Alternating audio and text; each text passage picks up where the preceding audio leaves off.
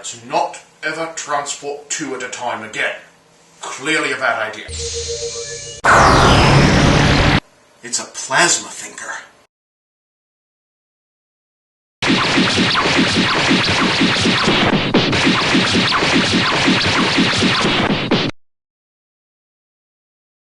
Right, stand back, boys. I'll handle this one.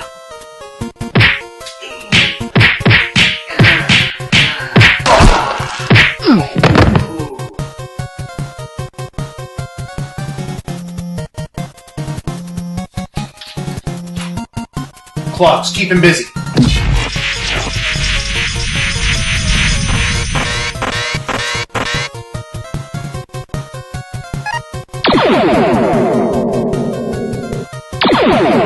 Alright, the dock should be safely outside. Good, because the stun function on this thing isn't worth shit.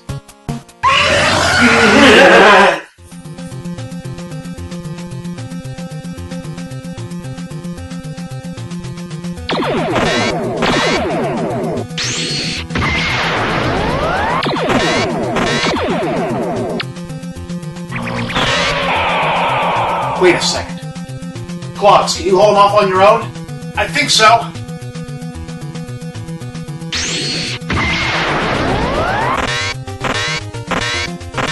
What are you doing? I'm hacking into the computer's teleportation mechanism remotely. You can do that with a Wii U controller? Well, until they release more games for it, I gotta do something with the goddamn thing. Ha! The historical record didn't lie about the console market in your era. Greedy developers, greedier console manufacturers, conspiring towards a collapse, blind to it. Meanwhile, the true artists, the designers, laboring under their strictures, trying to create something great against impossible odds. I'd actually call that statement a little bit naive. And I'd call that confusing, since in your timeline, OverThinker had already destroyed most of the world before the Wii U even came out. Not now, Ivan!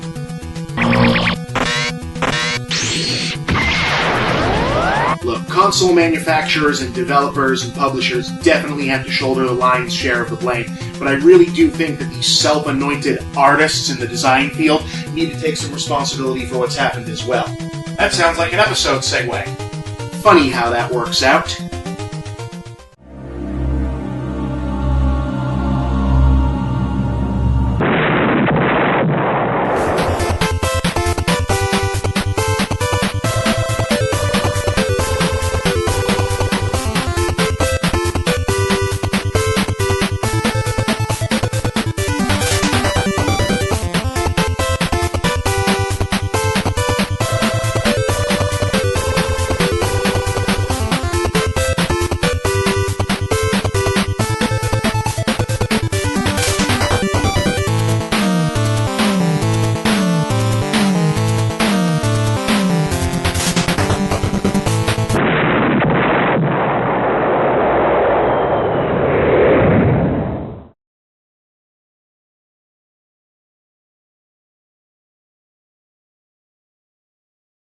It's a dynamic as old as the creative process itself. The artists who create games, movies, books, etc. are pure visionaries, and the publisher and or other type of guy putting up the money is just a paper-pushing bureaucrat, only concerned about the bottom line, and it's so pervasive partly because for the most part reality has borne it out. There are a lot more stories of a great movie getting pulled away from its director, let's say, and kneecapped by a studio than there are of studios rescuing a runaway production from an out-of-control visionary. Some of that is self-perpetuating mythology, but today isn't the day to try and pull Ouroboros out of his own mouth. Here's the thing, right now the big unsexy and therefore not nearly focused upon enough story of the games industry is cost overrun. Simply put, games cost way too much to make at this point, development costs aren't coming down. Despite a still sluggish worldwide consumer economy and disappointing sales for the first next-gen console to hit the market, Microsoft and Sony are surging ahead with plans to release two new ultra-high-end consoles that are thus far only guaranteed to make game development even more expensive than it already is. At the very same moment that consoles are hemorrhaging customers into the wider pool of tablet and smartphone gaming, two of the three big dogs are poised to release consoles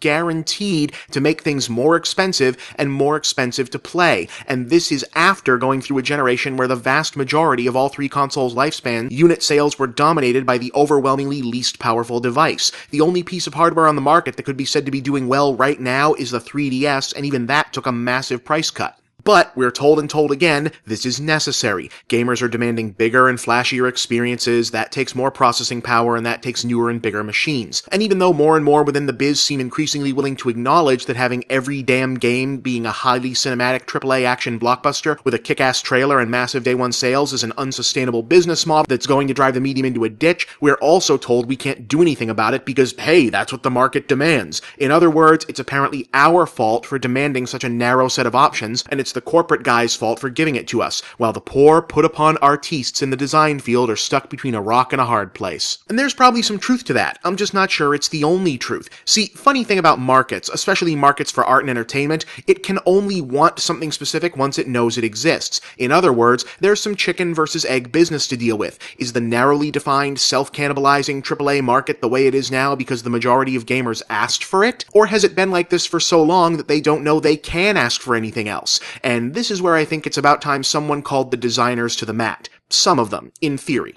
Look, here's the thing. I know a little something about working in the creative arts. If there are cool toys on hand, and there's some mechanism by which you could theoretically get a chance to play with said toys, you'll find a way to play with the toys. And in the world of game design, particularly on the visual side, the toys are high-powered graphics engines. Ooh, yeah, polygons, shaders, rendering, bloom, particle generators, physics engines. I mean, it only makes sense. If someone leaves you in charge of a fleet of cars and says, drive to the store, providing you're not paying for the gas, are you really going to take the Kia that'll do the job just fine, or are you going to take what might be your only chance ever to drive a Bugatti? Yeah, I'd take the Bugatti too, and I don't know shit about cars, I know that's a serious fucking car. And keep in mind, the desire to use the absolute best tools you can, even if it might be an expensive application for that particular job, isn't only about personal thrill-seeking. There's a totally practical component to it. Not everyone working on the graphic side of gaming, especially animators, is looking to only ply their skills in a particular field. Many digital animators who work in games also, or would like to also work in digital animation for films, television, commercials, and having worked with cutting-edge equipment on game design is a really good resume builder and genuine work experience. In other words, I get the sense that some, certainly not all, but some of the budget-busting bad habits of modern game design are coming from designers who really want, in a sincere, quasi-perfectionist way, to be going to the biggest, showest, most expensive route they can.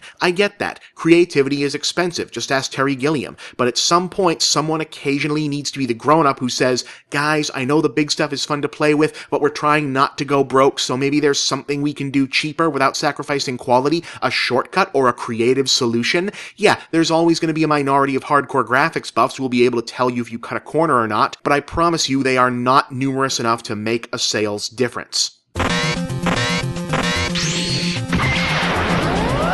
That's it. I'm in. Alright, what are you going to do now? Are you going to teleport us behind him? Nope. Are you going to send us to a neutral dimension where we'll have the higher ground? Nope. I'm afraid I don't follow. I'm going to use the teleporter to do all of the really practical, useful, surprisingly simple things that no one with a teleporter ever thinks to use a teleporter for. For starters...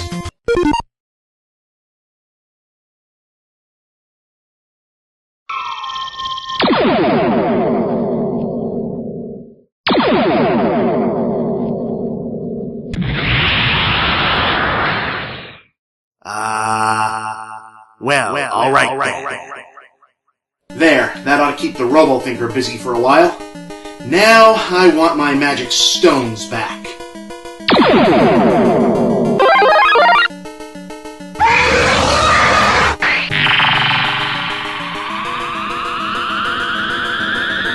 And for my next trick...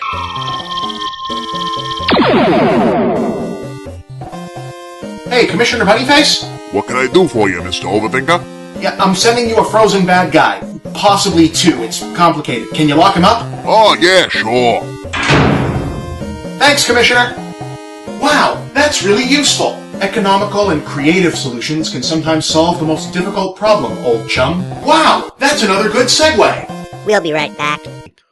The poster boy for this sort of thing right now is Quantic Dream boss man David Cage, who really wants to make the games as interactive movies thing finally happen. He casts Hollywood actors in his games, and really, how are we still not over that particular bit of intermedium wannabeism yet? And fixates on increasingly elaborate graphics engines and high polygon counts in a quest to recreate human facial features because he insists that's the best way for characters to convey believable emotion. Now, setting aside for a moment that almost any animator or cartoonist will tell you that's exactly the opposite of how it works, i.e. fewer moving parts on a representational human face lets viewers more easily discern the intended emotion, which is also the basis of the Uncanny Valley effect and why the average protagonist of a Kingdom Hearts cutscene registers more recognizable human emotion than the dead-eyed homunculi Cage uses. There's a point at which you have to start asking, well, how many people are asking for this, and if this sort of indulgence is worth the price of helping the medium bankrupt itself. It's true, for example, that impressive visuals are hugely important in this medium, especially because that's pretty much the only part of the game you can advertise until the demo hits. But it occurs to me that we've spent about a decade now only heavily selling one kind of impressive visual. How real can you make the graphics look? How much detail you can etch into the rocks, how much dirt particles you can toss around, how many polys the faces can have, you know the drill. And while it's understandable that we wanted to show that stuff off at the beginning of Generation 7 because near photorealism had been something we'd never been capable of, now we've seen it. A lot. And while a lot of us really hardcore gamers and animation buffs and especially professional animators can easily discern and appreciate how much better Far Cry 3 looked than Call of Duty Modern Warfare 3, most of the audience can't and doesn't care to.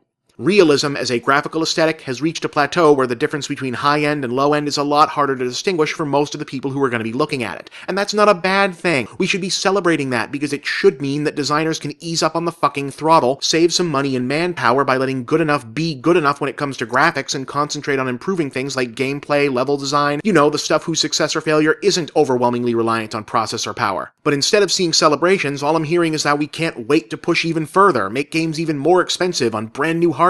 And I'm sorry, I'm not totally buying that, say, Activision is going to say no to the production of the next Call of Duty costing less. I don't blame the graphics artist who want to use cutting-edge tech for its own sake. It's just, again, someone has to be the grown-up at some point. Now, it's not a 100% perfect analog anymore, but once upon a time, developers who wanted their games to impress visually but didn't have the electronic muscle of their competitors had only one recourse: being creative with the tech they did have. When Donkey Kong Country was being developed, the SNES was starting to feel the sting of competing against newer 32-bit consoles with impressive 3D graphics capabilities when it was still only capable of manipulating very limited polygons. Rare's solution? Generate gorgeously rendered 3D models of every asset, then convert them into 2D sprites. The result was a game that, while admittedly was a pretty basic platformer, nonetheless looked amazing even next to its competition. And that's what really kills me here. Having to get creative with limited resources is what the best artists in, say, the movie or animation industry has always thrived on, because it can lead to creative solutions and new discoveries. And the fact that many of those solutions could actually end up bringing production costs down can only lead me to conclude that the game development creative types need as much blame as the game development financial types for the sorry state of the medium right now. Why aren't more of these supposedly numerous artists not stepping up with fresh, creative, less prohibitively expensive design solutions? The games industry has always wanted to be a companion piece to the movie industry, and that's never been more apparent than in the AAA console scene of the moment. But the film, even mainstream Hollywood industry, has room for more than one thing at a time.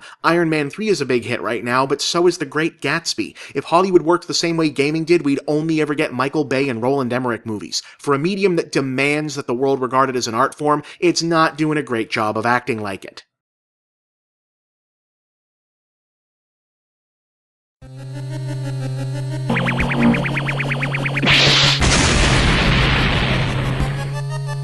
Sir, the RoboThinker has... Way ahead of you, Ivan.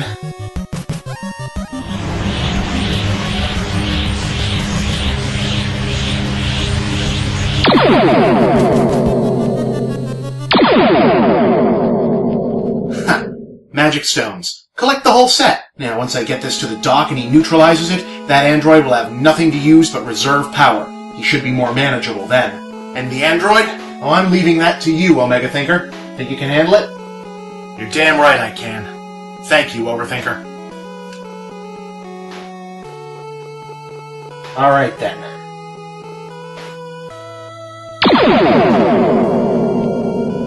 Hurry up and zap the rock, Doc. We don't have all day. Alright. Now it's all over but the shout.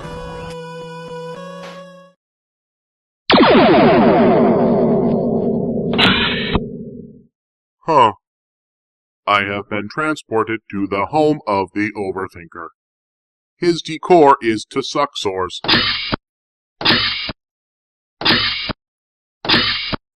His diet indicates lack of Mountain Dew, explaining his lack of leet skills. RoboThinker!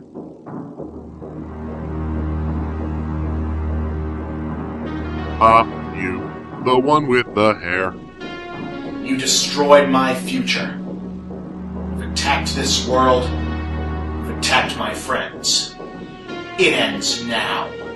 I am RoboThinker. You will be... Enough! I've had enough! I am tired of you. I'm tired of your bullshit. I'm tired of your lies. I'm tired of your killing. I'm tired of your douchebag catchphrases. I've had all I can stand. I can't stand no more.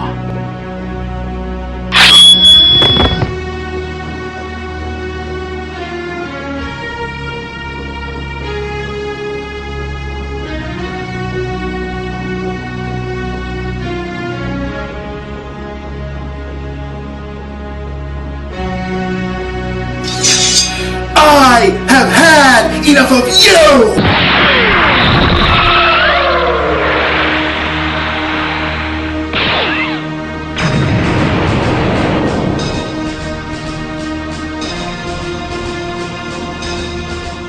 And so falls the RoboThinker.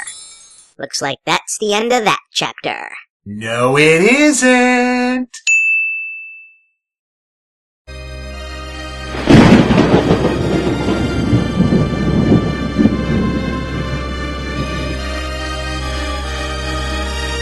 Oh, come on!